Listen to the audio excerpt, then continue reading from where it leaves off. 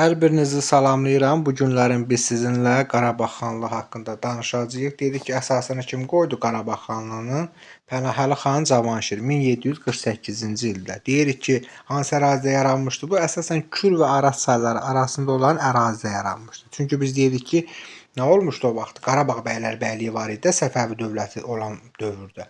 Onların ərazisində 2 dənə xanlıq yaranmışdı. Biri Gəncə xanlığı idi, biri də Qarabağ xanlığı idi. İndi biz Qarabağ xanlığı haqqında danışırıq. Deyirik ki, bura yazmışıq əhalisini təşkil edən türk tayfaları. Ərazisində Baharlı, Kolanı, Ziyadoğlu, Kəbirli, Cavanşir, 24, 32 kimi tayfalar yaşayırdı.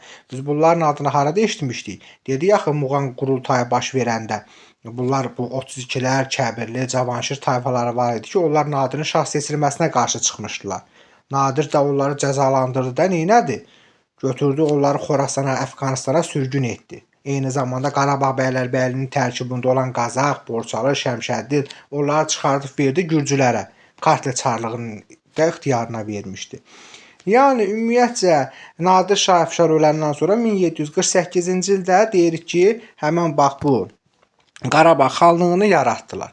Yaxşı, gəlin görək Qarabağ xanlığında hansı proseslər baş verir. İlk olaraq bizim qarşımıza Bayat savaşı çıxır ki, 1748-ci ildə Hacı Çələbi öz müttəfiqi Şamaxı xanını götürüb Qarabağ xanlığı üzərinə kömək elədi. Deyirik bu Bayat savaşında Hacı Çələbinin müttəfiqləri kim idi?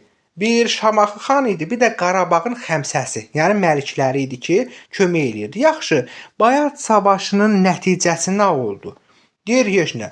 Hacı Çələbi gəlir bir aydan artıq buranı mühasirədə saxlasa da tuta bilmir. Məcbur qalır ki, Qarabağ xanlığının müstəqilliyini tanısın və bununla da nə baş verdi? Qarabağ xanlığının nüfuzu artdı. Ondan sonra Bayat savaşını yazmışıq ki, İnək. Nədir bu? Pənahəli xanın ələ keçirdiyi ərazilər. İrəvandır, Naxçıvandır, Ərdəbildir, Gəncədir. Yəni İnək ona görə yazmışıq. Və bunlar nə oldu? Geri Qarabağ xanlığına tabu edilir və eyni zamanda Zəngəzur yenidən nə oldu? Qarabağ xanlığına birləşdirildi. Yazmışıq ki, Pənahəlinin inşa etdiyi qalalar. Bəli, əsas bizə 3 dənəsi lazımdır ki, Qarabağın ilk mərkəzi hara olmuşdu? Bayat qalası. Kəbirli mahalında yerləşirdi. 1748-ci ildə inşa olunmuşdu. Lakin deyirik Bayat qalası nə idi? Əsasən düzənlik ərazilərdə yerləşirdi. Müdafiə qabiliyyəti aşağı olduğuna görə 1751-ci ildə köçürdü hara? Hal-hazırda da mövcuddur. Ağdamın Şahbulaq qalasına. Lakin oradan da deyirik 1752-dən 55-ci ilə kimi hazırlanan Pənahabad qalası var idi də, indi bugünkü gün məşhur Şuşa qalası. Həmin Şuşaya köçürmüşdü. Yəni Şuşadır, eyni zamanda Şuşa qalasıdır, Şahbulaq qalasıdır, Bayat qalasıdır. Bunların hamısı Pənahəli xan tərəfindən inşa olunmuş qalalardır. İndi bura yazmışıq Qarabağ məliklikləri. Gəlin bundan danışaq. Deyirik Qarabağın 5 dənə məlikliyi var idi. Vərəndə, Xaçın, Dizaq, Çiləbörd və Talış. Neynədir? Pənahəli xan bunlara parsala və hökmranlıq siyasəti yürüdür. Başlayır aralarına nifaq salır, bir-biri ilə mübarizəyə təhrik edir və ona görə də ilk olaraq Vərəndə məlikliyi deyirik Pənahəli xan hakimiyyətini qəbul etdi. Ondan sonra nə baş verir? Banlı Qaya döyüşü baş verdi. Deyirik Banlı Qaya döyüşündə ciddi müqavimətdən sonra Xaçın məlikliyi də bunların tərkibinə keçir. Yəni Qarabağ xanın tərkibinə keçir. Ondan sonra Dizaqdır, Çiləbördür, Talışdır. Bu xanlıqlarda, daha doğrusu bu məlikliklərdə xanlığın hakimiyyətini qəbul etdi. Yazmışıq 1757 Xatın Arxı döyüşü. Gəlin görək bu Xatın Arxı döyüşü nə idi?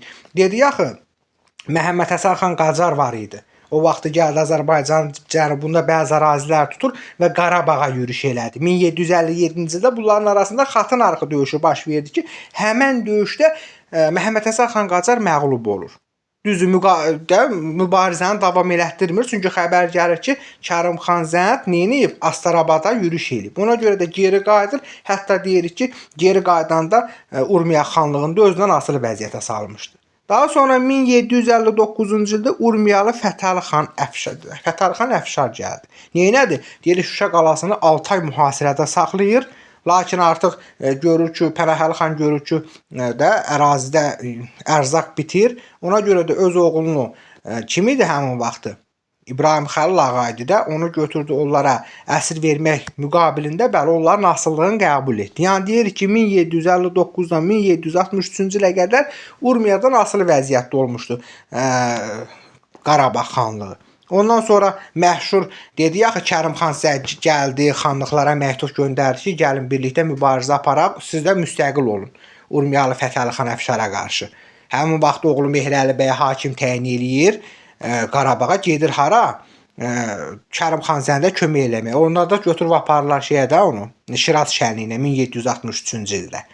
Həmin o Şiraz şənliyinə gedəndə elə Kərimxan Zətmunun o böyük oğlu İbrahim Xəlil ağanı xan titulu verib göndərir Qarabağa ki, get sən idarə edə mənim vassalım kimi. Amma İbrahim Xəlil xan gələndən sonra nə qarır? Başlayır dövləti gücləndirməyə. Deyirik ki, məsələn, məlikliklərin xəyanətini qarşısını almaqdan ötürü eyni zamanda qonşu xanlıqlarda, qonşuda olan qüvvələrdir, onların qarşısını almaqdan ötürü müəyyən addımlar atır. Məsələn, Avar xanı Ümmə xandır, eyni zamanda Gürcü çarlığıdır, Şəki xanlığıdır. Onlarla qohumluq əlaqələr yaradır və öz adamı var idi, qohumuydu Əsədullah bəy. Onu Təbrizdə yenir xan olmasına nail olur. Bəli, ümumiyyətcə güclənəndən sonra deyir ki, Naxçıvandır, Qarabağdır, Gəncədir, həmin xanlıqları da özündən asılı vəziyyətə salır. Və yazmışıq bura 1780 Gəncəni böldülər. Bəli, 2-ci İrakli ilə İbrahim Xəlil xan 1780-cı ildə nə edir?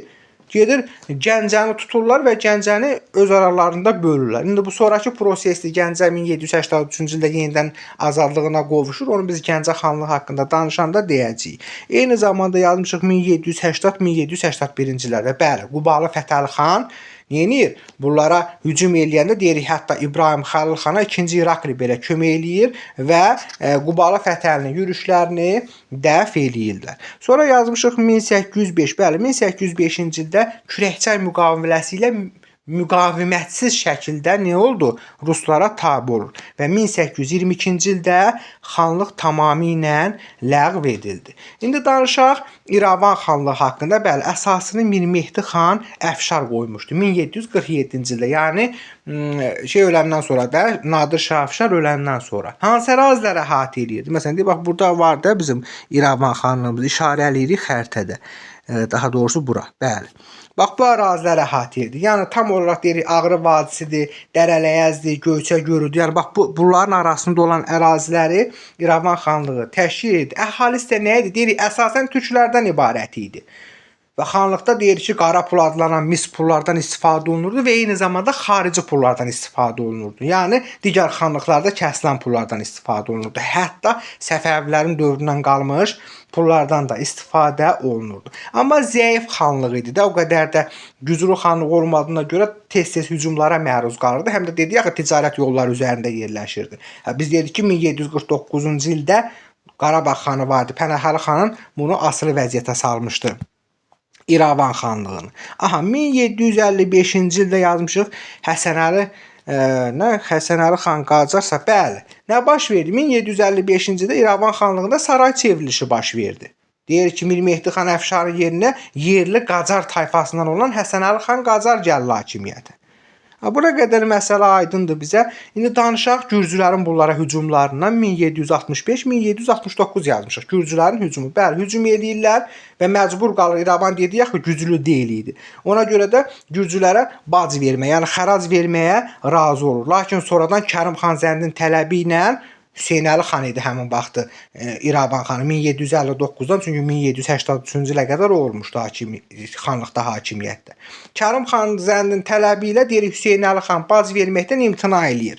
Lakin Kərimxan Zənd öləndən sonra 2-ci İrakli deyir ki, 1779-cu ildə başlayır bizə bac verməyə, lakin razı olmur İrəvan xanlığı. Ona görə də hücum eləyirlər 1779-cu ildə.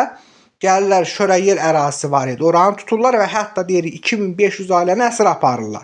Hüseynəli xan da Osmanlı dövlətinə arxalanır. Deyir ki, apardığın əsirləri qaytar, düzdür ki, qaytarmır. Yəni bu prosesi bilmək bizə kifayət eləyir. Sonra nə baş verdi?